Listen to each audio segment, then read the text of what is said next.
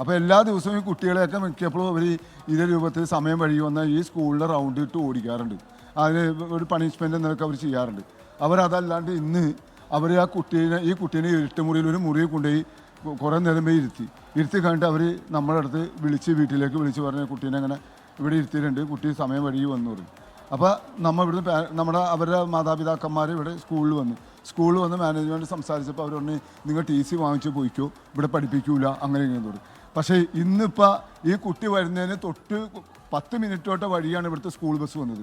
ആ കുട്ടികളെ കംപ്ലീറ്റ് പഠിപ്പിക്കുകയും ഈ കുട്ടീനെ പഠിപ്പിക്കാതിരിക്കുകയും ഇങ്ങനെ പണിഷ്മെൻറ്റ് കൊടുക്കുകയും ചെയ്തു. അതിലാണ് നമുക്ക് ഏറ്റവും കൂടുതൽ വിഷമം ഉണ്ടായത്. ഇതിക്ക് മുമ്പും ഈ കുട്ടികളെ ഇവിടെ ഇരുത്തുകയും ഇതേമാതിരി പ്രശ്നങ്ങൾ ഉണ്ടാക്കുകയും അവർ ചെയ്യുന്നുണ്ട്. പക്ഷേ കുട്ടികൾ അധികം പേരും പുറത്ത് പറയാറില്ല. ഇവിടെ നടക്കുന്ന കാര്യങ്ങളൊന്നും പുറത്ത് ആരോടും പറയാറില്ല. ഇവിടെ ഭയങ്കര പ്രശ്നങ്ങളാണ്. ഇവിടെ പല ആളുകളും കുട്ടികളുടെ TC വാങ്ങിച്ചു കൊണ്ടുപോകും. ഇവിടെ വരുമ്പോൾ കുട്ടികളെ ഇവിടുന്ന് പ്രശ്നം ഉണ്ടാക്കി കൊണ്ടുപോക്കാണ് പതിവ്. എല്ലാ ആളുകളും ഇത് തന്നെയാണ് ഇവിടുത്തെ അവസ്ഥ.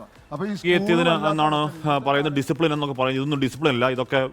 അതോ ഡിസിപ്ലിൻ ഒക്കെ ഉണ്ടെങ്കിൽ 10ാം ക്ലാസ്സിലെ കുട്ടികളടുത്തൊക്കെ വേണം കാണിക്കാൻ. കുഞ്ഞുങ്ങളടുത്ത് സ്നേഹത്തോടെ പെരുമാറേണ്ടതാണ്. അതും ഈ കൊച്ചു പോലെ നഗരത്തിൽ വൈകി എത്തിയെന്നൊക്കെ പറഞ്ഞ് ഓടിക്കുക എന്നൊക്കെ പറഞ്ഞാൽ മര്യാദകളാണ്.